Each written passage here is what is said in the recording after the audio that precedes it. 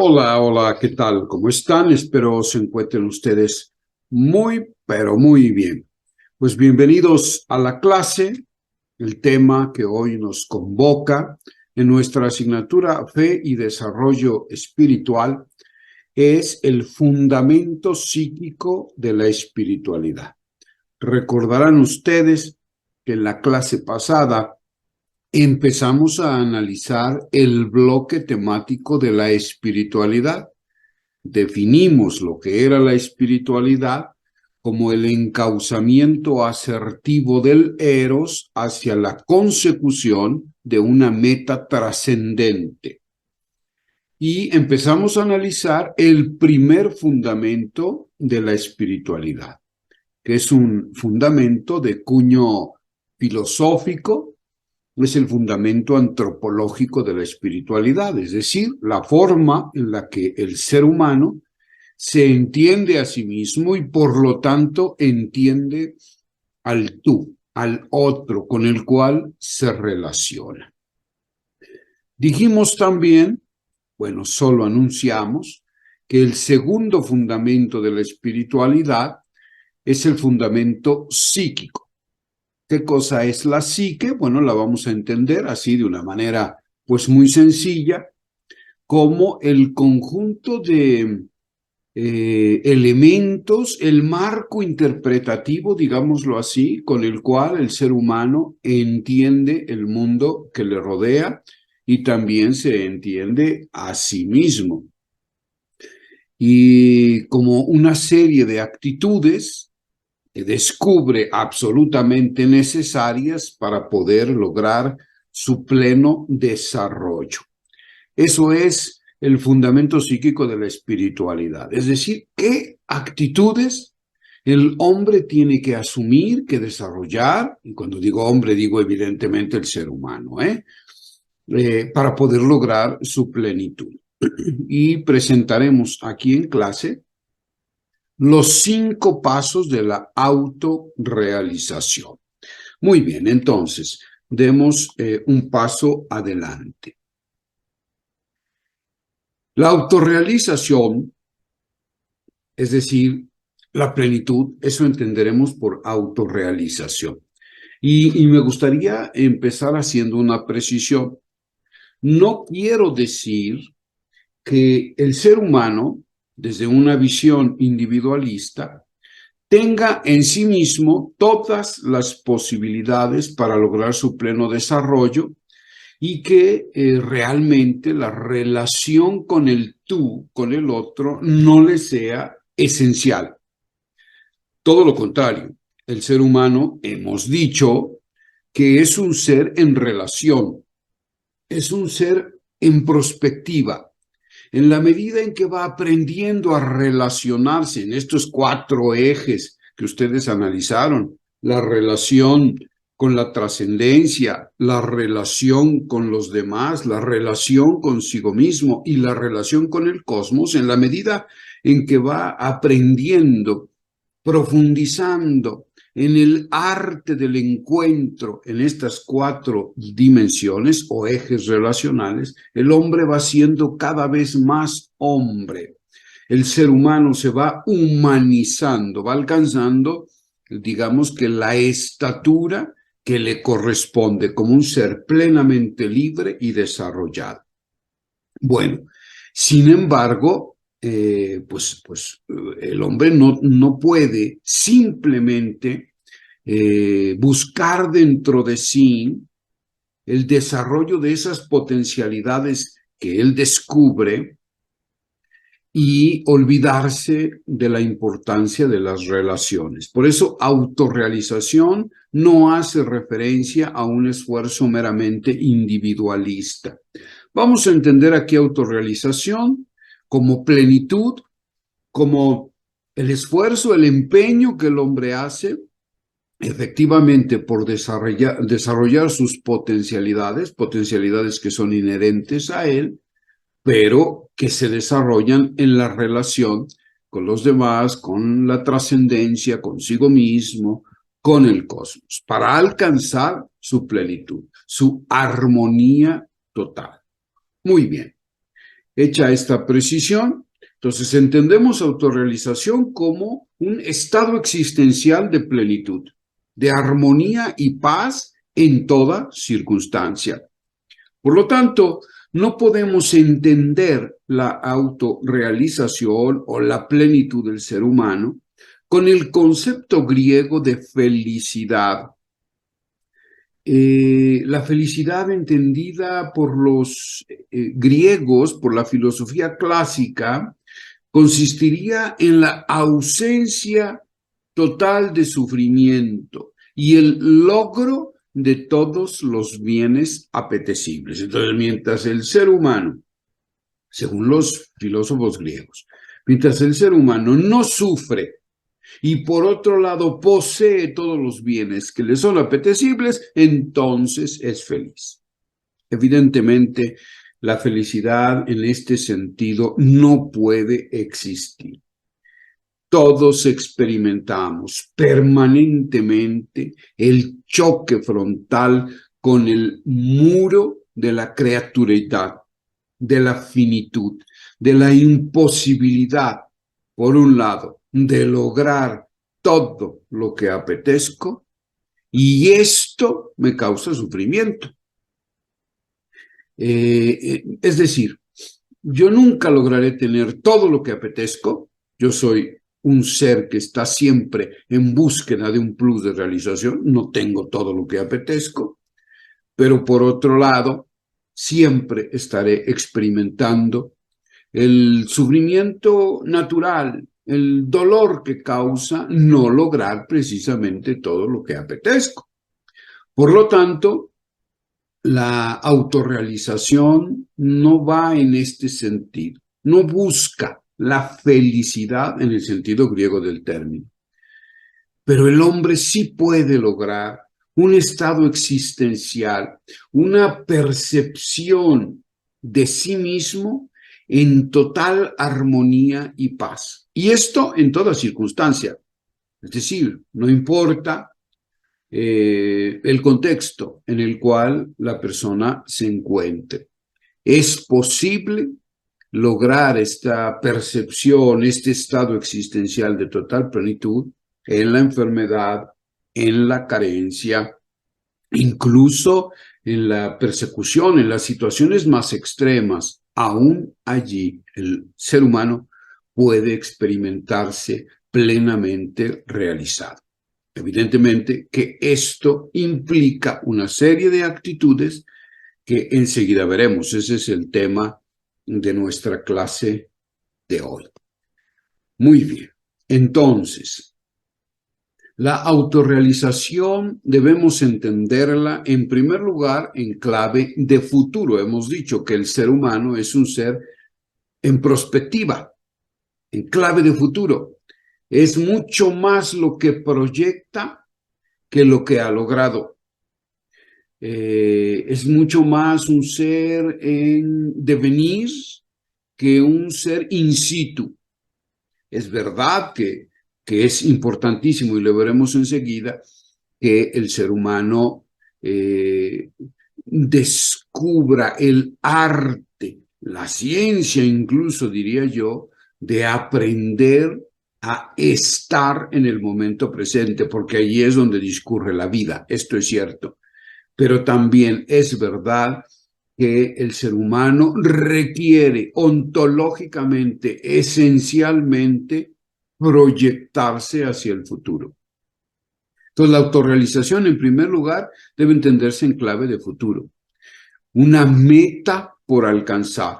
La persona que dice, yo estoy en este momento plenamente feliz y realizado, no quiero más, en ese momento deja de proyectarse, deja de establecer metas, de buscar sueños, es decir, de buscar la realización de sus sueños. Se queda entonces varado. Y en espiritualidad bien sabemos que el que se detiene no solo no avanza, sino que retrocede. La espiritualidad implica necesariamente un esfuerzo, un empeño permanente por irse realizando en el devenir del tiempo. Entonces, una meta por alcanzar y por lo tanto, la autorrealización es empeñativa. Pero al mismo tiempo, debe entenderse en clave de presente. Es decir, a partir de lo que soy, de lo que yo logro descubrir de mí, de mis potencialidades, y veremos que en los 5 pasos de la autorrealización se va descubriendo exactamente quién es la auténtica identidad de la persona. Allí, a partir de eso, de lo que descubro que soy en el momento presente, ahí descubro potencialidades, descubro limitaciones, y entonces inicio un proceso que me lleve a ese plus de realización que estoy buscando, pero es absolutamente indispensable empezar ubicándonos en el momento presente. Y este proceso nos va a llevar a la experiencia de autorrealización, que siempre será parcial, pero auténticamente verdadera. Es decir, hoy yo me puedo experimentar plenamente realizado, pero sin embargo sé que esa plenitud es momentánea, que yo requiero necesariamente continuar en este proceso que un día comienza, pero que nunca debe detenerse. Muy bien.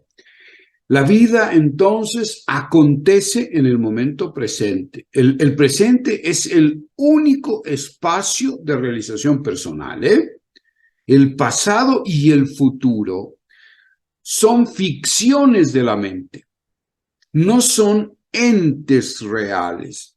El pasado existe solamente como recuerdo, el futuro existe como un proyecto por realizarse. La persona que vive anclada en el pasado, que tiene su importancia, tiene su importancia como recuperación incluso de elementos esenciales para descubrir mi identidad en el momento presente. La famosa memoria histórica es importantísimo para valorar lo que yo he sido, que me ha llevado a ser lo que hoy soy. El pasado me permite recuperar experiencias de aparente fracaso para después convertirlas en experiencias o áreas de oportunidad para mi crecimiento. Entonces, convertir el pasado como en un trampolín que me impulsa hacia el futuro. Pero el pasado, cuando se convierte en un absoluto, se convierte en una quimera. Cuando la persona vive solo en el pasado, seguramente ustedes habrán escuchado, ¿verdad? La típica expresión, sobre todo de las personas ya grandes, adultos mayores, ¿no? Que dicen, todo tiempo pasado fue mejor. Y entonces, pues se la pasan recordando ese pasado, recordando los novios, las novias, ¿verdad? Las grandes aventuras que se vivieron en la juventud, los sueños vividos, en fin, todo tiempo pasado fue mejor. Y entonces el presente no es valorado, no es valorado. Y entonces el pasado se convierte en una quimera. Ese animalejo que ven ustedes ahí es un animal mítico que representaba precisamente la absolutización del pasado o del futuro que consumía los sueños de los seres humanos, ¿no? La quimera era un animal mítico que comía, se alimentaba de los sueños. Y cuando un sueño es engullido por esta bestia mitológica, pues entonces el hombre deja de soñar. El hombre deja de proyectarse, deja de ver la vida en clave prospectiva, en clave empeñativa. Y empieza desde luego el declive en la búsqueda de esta plenitud y se acaba en la mediocridad. Pero también sucede lo mismo cuando la persona se la pasa pensando en el futuro. Entonces no valora las experiencias del pasado, que son fundamentales, pero tampoco descubre toda su potencialidad en el momento presente. solamente piensa en futuros posibles. Algunos de ellos pueden ser halagüeños, pero otros seguramente son catastróficos, ¿no? Entonces, todos conocemos personas que están presas del miedo de lo que, pensando lo que podría suceder en el futuro, y si me enfermo de tal cosa, y si pierdo el trabajo, y si mis seres amados me engañan, y qué voy a hacer, y qué voy a hacer cuando esté viejo, y de qué voy a vivir, y esto consume su energía, consume totalmente su alegría inclusive, ¿no? Estas personas viven presas del miedo y bueno, en casos extremos se paralizan a tal grado que dejan totalmente de proyectarse hacia un futuro y se abandonan simplemente pues al azar, ¿no? Entonces, no se debe absolutizar ni el pasado ni el presente, que son entes de ficción, entes que están o como recuerdo o como posible futuro, pero se pierde el momento presente. El peligro es ese, que se pierde el ancla en el momento presente. Hoy existen herramientas que nos han aportado o que nos ha aportado la psicología transpersonal, como por ejemplo el concepto de mindfulness, ¿no? Es decir, de la total atención, perdonen ustedes, de la total atención en el momento presente, para poder descubrir que allí la vida está aconteciendo. La vida no es solamente lo que pasó, la vida no es solamente el proyecto para lograr un determinado futuro. La vida sobre todo acontece, se construye, se desarrolla, se establecen ahí los cimientos para ese posible futuro en el momento presente. Esto es fundamental en la espiritualidad, aprender a ubicarse en el momento presente. Hay ejercicios maravillosos para aprender a habituar a la mente a que se ubique en el momento presente y deje de estar fugándose o hacia el pasado o hacia el futuro. Que como les digo, solamente son, por ejemplo, el pasado, recuperación de elementos, la memoria histórica, que nos permitirán proyectarnos hacia el futuro.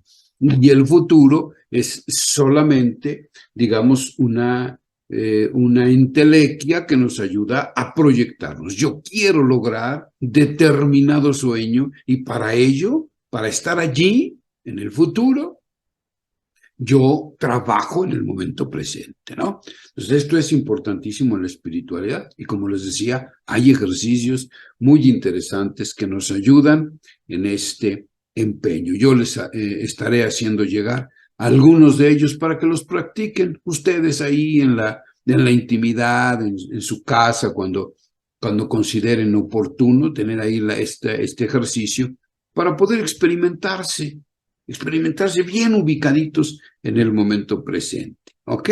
Muy bien. Demos un paso adelante. El proceso de la autorrealización, entonces. Es un proceso, como dijimos, ¿no? Que un día se empieza y permanentemente hay que estar recurriendo a todos estos pasos. El primero de ellos es el autoconocimiento. Requiere, para conocerse, el ser humano requiere primero callarse, silenciamiento. Y una herramienta fundamental, aunque parezca en un primer momento algo trivial o ridículo o propio solo de los monjes contemplativos, ¿verdad? Los que se dedican a estar allí horas y horas contemplando la naturaleza o qué sé yo, o escuchando su propio cuerpo. No, esto es algo que debe aprender todo ser humano para poder conocerse a sí mismo. Vivimos en el mundo del ruido.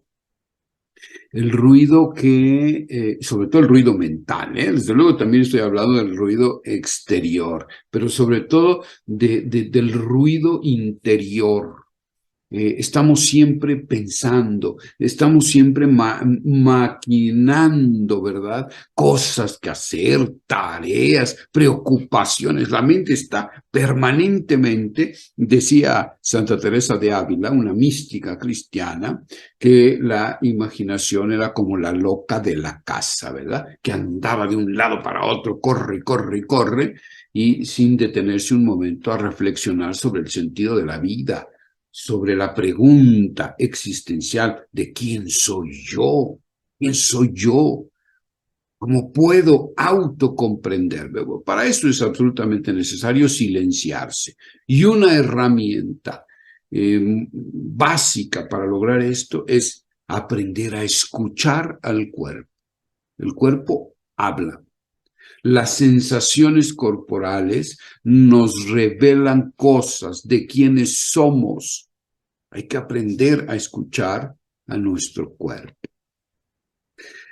Y desde luego la reflexión, la introspección. Vivimos también en una sociedad volcada hacia afuera, una sociedad de la distracción. Las personas tienen terror del silencio, tienen terror de la reflexión, de detenerse un momento a reflexionar sobre lo que están haciendo, sobre el sentido de su vida, para dónde van, por qué hacen lo que hacen, qué buscan realmente en la vida. A la mayor parte de las personas hoy les resulta casi un imposible. No reflexionan, no reflexionan.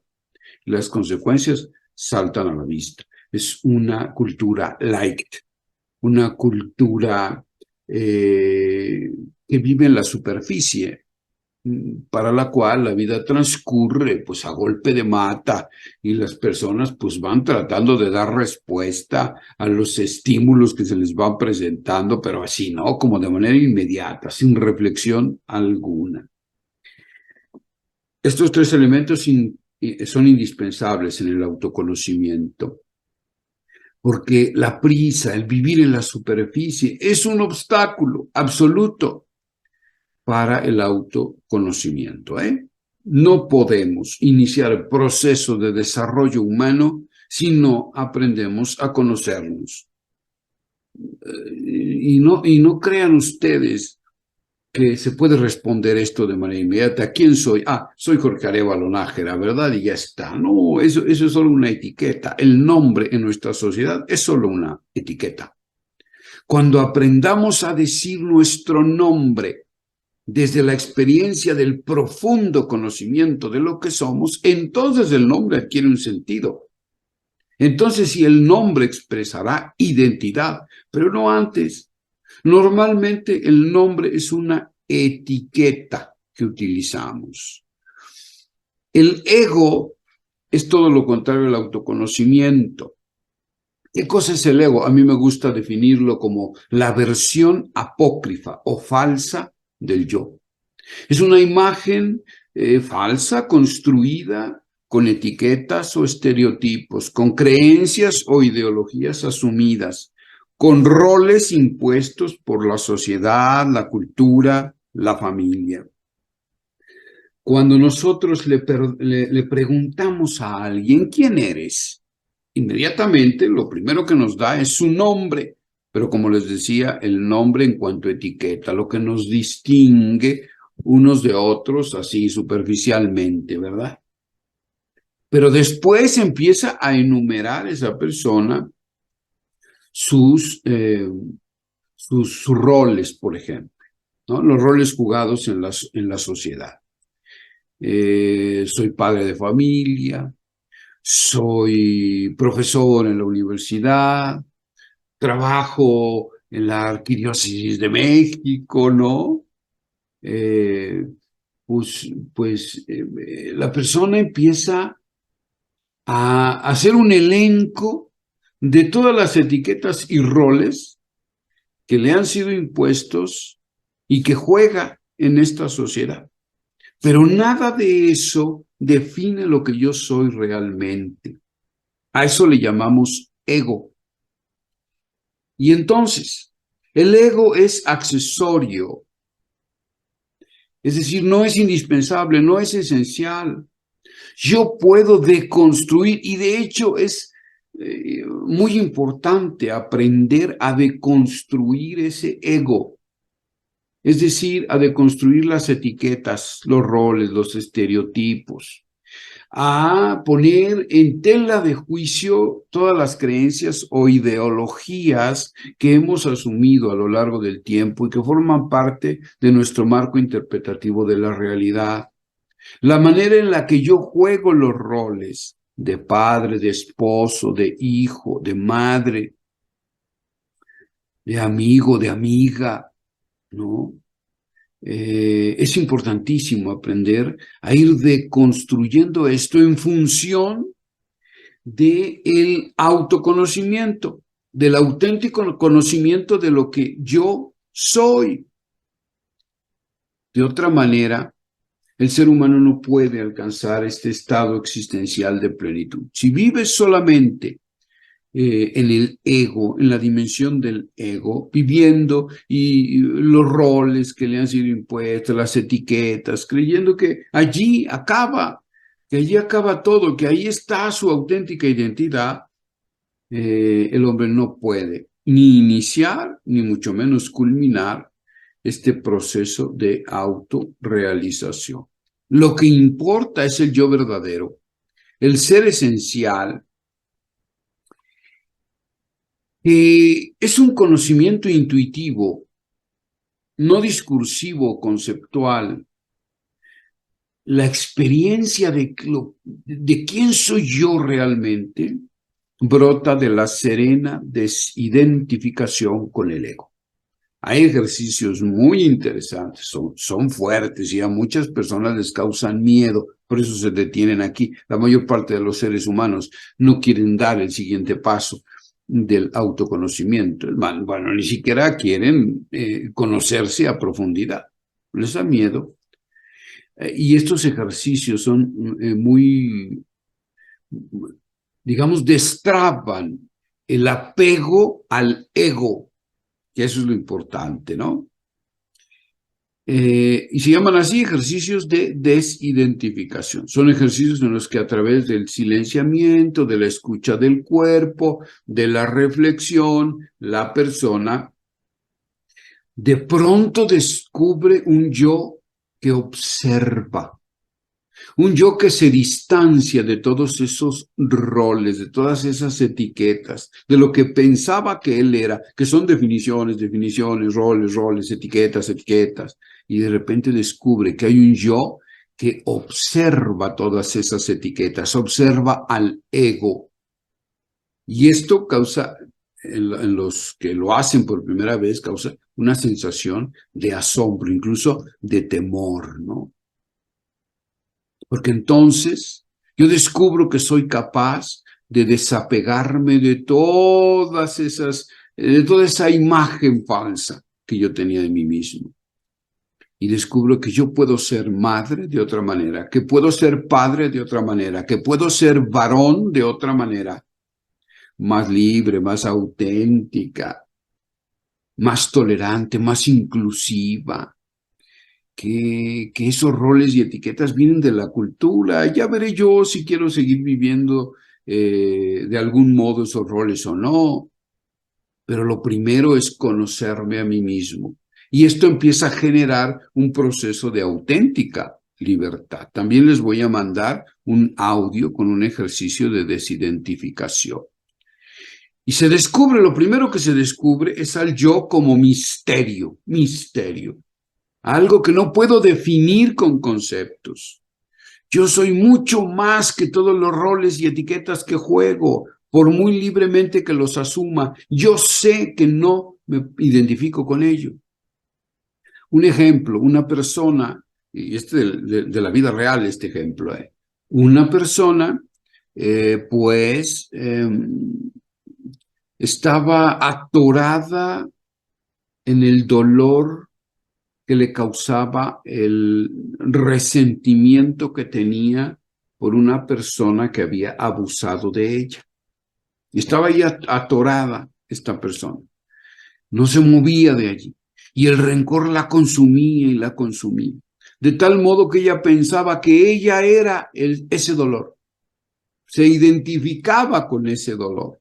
Y el dolor consumía todas sus energías, consumía todos sus proyectos, solo estaba pensando en el odio, en la venganza, etcétera, etcétera. Y esto consumía su vida. Cuando ella empezó este proceso de autorrealización y dio este primer paso, el autoconocimiento, y realizó ejercicios de desidentificación, con asombro descubrió que ella podía desapegarse de ese rencor, que ella no era ese rencor. Es decir, ella experimentaba rencor, lo reconocía serenamente, pero ella no era ese rencor.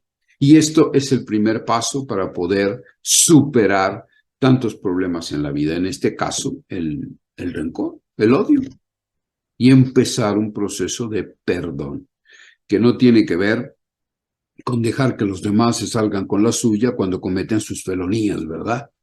No, pues no tiene nada que ver eso, el perdón. El perdón es ante todo un proceso de desapego del yo, de esos sentimientos destructivos,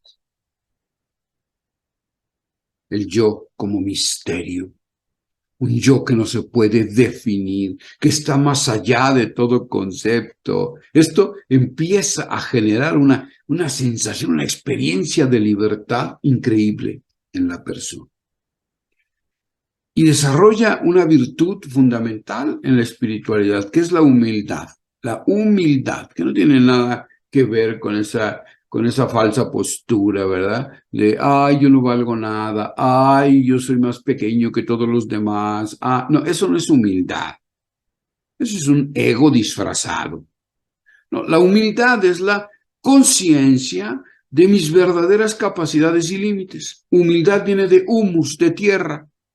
El que reconoce sus límites, pero también reconoce sus capacidades. Y entonces descubre que esos límites pueden convertirse, algunos, en áreas de oportunidad y crecimiento, otros que descubre que es imposible cambiarlos, no se pueden convertir en áreas de oportunidad, se aprende a aceptarlos pacíficamente, se aceptan con paz. Esto no se puede cambiar, pues entonces, ¿para qué sigo sufriendo por ello?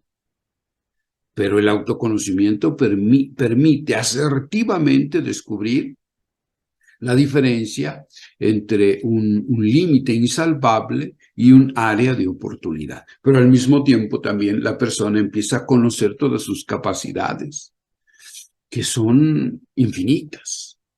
El espíritu humano tiene capacidades, tiene potencialidades que son casi infinitas. Hay que ir descubriéndolas en este proceso de autoconocimiento y esto empieza a generar una conciencia de libertad impresionante. Este soy yo, aquí y ahora. Ese es el autoconocimiento. Este soy yo, aquí y ahora. Esta frasecita dicha con toda verdad, después de haber iniciado de verdad este proceso de silenciamiento, de escucha del cuerpo, de reflexión permanente, etc.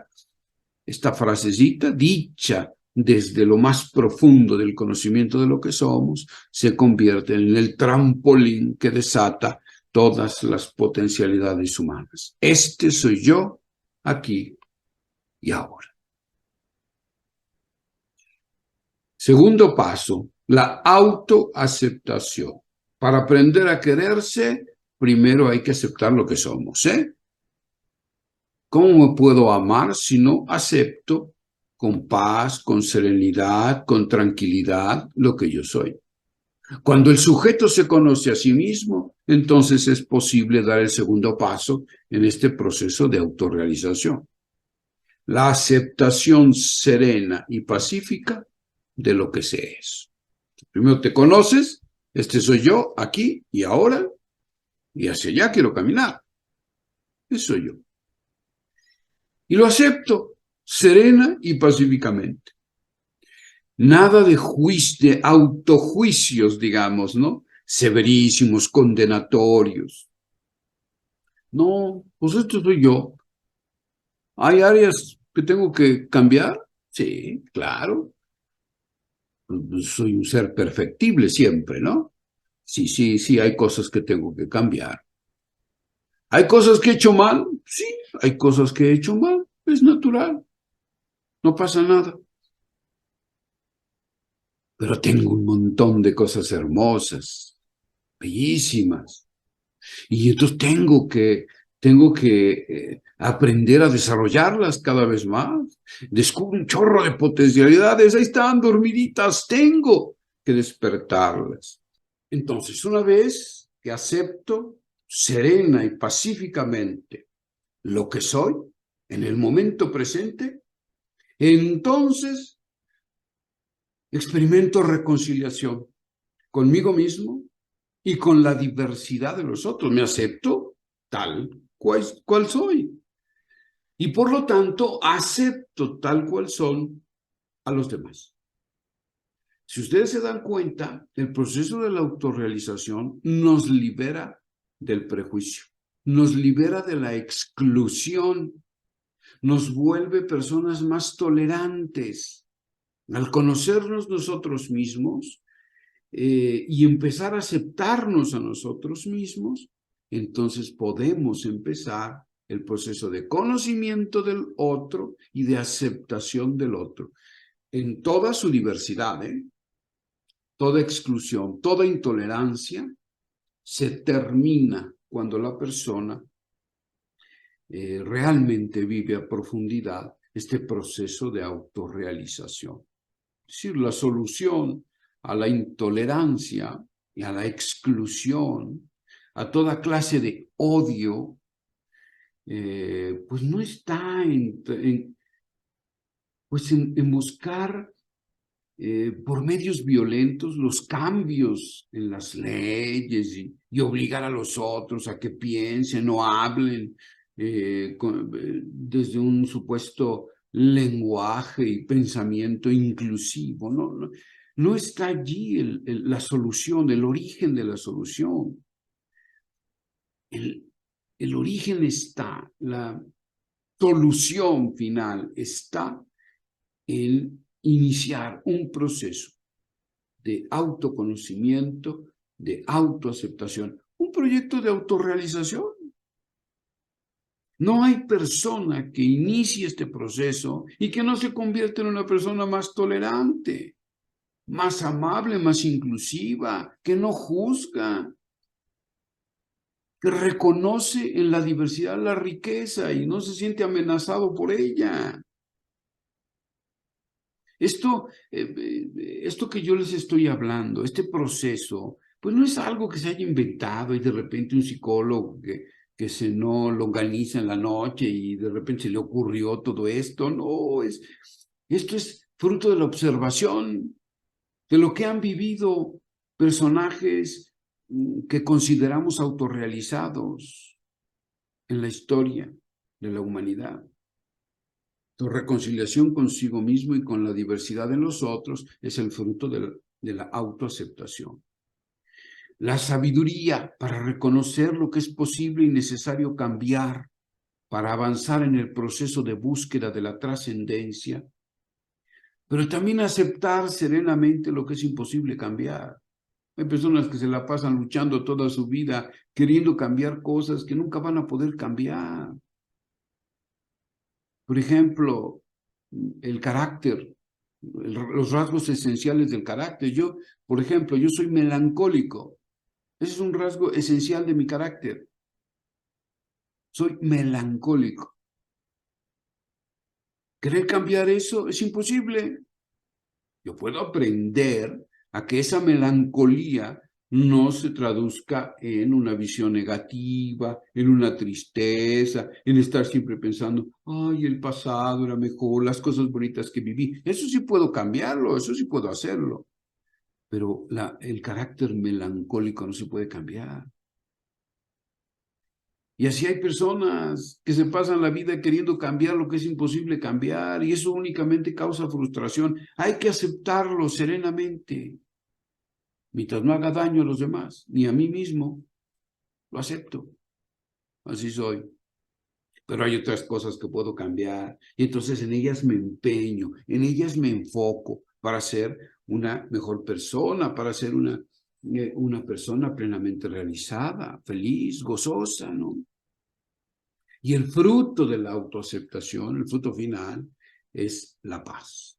Cuando yo me acepto como soy, inmediatamente experimento paz, tranquilidad. Después viene el siguiente paso, ¿sí? Es el amor a sí mismo. Solo el que se conoce y se acepta es capaz de amarse. No esperen ustedes que alguien se ame a sí mismo, y mucho menos ame a los demás, si no se conoce profundamente y si no se acepta con paz y serenidad. Solo el que se ama es capaz de trascender. Solo el que se ama es capaz de amar, de dar amor. Amarse es respetarse, es cuidarse, dar lo mejor de sí mismo, ser congruente con lo que se descubre al conocerse y al aceptarse, confiar en sí mismo. Eso significa amarse, no significa apapacharse, no significa verse de manera ególatra. Ay, miren ustedes qué chulada y todos los demás tienen que admirarme, ¿verdad? No, no. Amarse significa todo esto, respetarse, pero también cuidarse. Y ahí cuidarse implica muchas cosas. La cultura del autocuidado es indispensable, no es egoísmo. No, es que yo ya me conozco, yo me acepto, entonces descubro la chulada que yo soy y me tengo que cuidar. Tengo que cuidar mi dimensión física, mi cuerpo físico, pero también tengo que cuidar mi dimensión psicológica y tengo que cuidar mi dimensión espiritual, el cuidado integral, ¿no? Y entonces, esto significa congruencia con lo que se ha descubierto al conocerse y al aceptarse. Y entonces sobreviene, lógicamente, una confianza absoluta en sí mismo. No significa que la persona diga, yo soy la última Coca-Cola en el desierto y me basto yo solo. No, no significa eso. Pero sí en la confianza en sus potencialidades. Pues se ha descubierto todo lo que tiene como potencia, descubre su belleza inherente, pues entonces esto lógicamente hace que el individuo se sienta confiado en sí mismo y pueda lanzarse a la lucha brava por la vida. El cuarto paso, el dominio de sí o autoposesión, decía Shakespeare, el porvenir de un hombre no está en las estrellas, sino en la voluntad y en el dominio de sí mismo. ¿Quieres dominar el mundo? Aprende primero a autorregularte, a dominarte a ti mismo. Solo quien se conoce, se acepta y se ama, es capaz de vivir con plena conciencia de lo que quiere, más allá de los condicionamientos y estereotipos que la cultura, la familia o la sociedad quieran imponerle. Y entonces el individuo se vuelve refractario a estas ideologías que se le quieren imponer forzosamente, o a través de chantajes o de seducciones, ¿verdad? No, él se conoce, él se acepta, él se ama, él es libre y entonces se autogobierna. No quiere decir que reprima lo que es natural en él, sus búsquedas, mucho menos en la línea de lo que hablábamos cuando vimos el tema de los esquemas antropológicos, ¿se acuerdan? Este esquema dualista en el que el cuerpo es malo y entonces hay que someter a las pasiones del cuerpo. No, no, no tiene que ver con eso. Pero la responsabilidad es parte de la autoposesión. La responsabilidad, el vivir responsablemente, desde luego también la sexualidad, ¿no? O sea, la libertad sin responsabilidad, bueno, es libertinaje y no habla de una persona que se conoce, que se acepta y que se ama. La irresponsabilidad en cualquier dimensión de la vida es propia de la gente que no ha iniciado un proceso responsable de autorrealización. Entonces, la persona es libre de estereotipos que se le quieren imponer. Él elige libremente. Él rompe con todos los estereotipos, ¿no? El británico tiene que ser de esta manera, la mujer tiene que ser de esta manera, el musulmán es un guerrillero, ¿no? La persona con preferencias sexuales diversas, bueno, pues tiene un estereotipo también determinado. Todos los estereotipos caen por completo. La libertad es el fruto del autodominio. Es como romper cadenas. Cuando se descubre que uno es mucho más que todos estos estereotipos, entonces la libertad emerge. La libertad emerge. Inicia verdaderamente una nueva vida. Autodonación es el último paso de la autorrealización. Solo el que se conoce, se acepta, se ama y es dueño de sí, entonces puede voltear la mirada hacia los que sufren por cualquier motivo y tenderles la mano, pero no solo como un acto aislado de lástima o para calmar la conciencia, ¿verdad? Sino como una forma habitual de ser y estar en el mundo. La solidaridad es el fruto de la autodonación. Yo descubro que soy también responsable, libremente, pero soy responsable de los demás. Que los demás son mis fratellos, mis hermanos. Que yo tengo por eso que generar una sociedad más justa, más humana. Y unirme a los esfuerzos de otros que han descubierto esto. Y empezar a transformar la sociedad, la cultura. La autodonación o entrega de sí a los demás es la forma más sublime de trascender y alcanzar la cima del desarrollo personal. Fíjense cómo va del autoconocimiento, la puerta de entrada, a la autodonación, como el culmen, como la cúspide, como la cima de este proceso del desarrollo personal. Muy bien, pues hasta aquí llega mi presentación. No me queda más que decirles en qué consistirá su actividad entregable.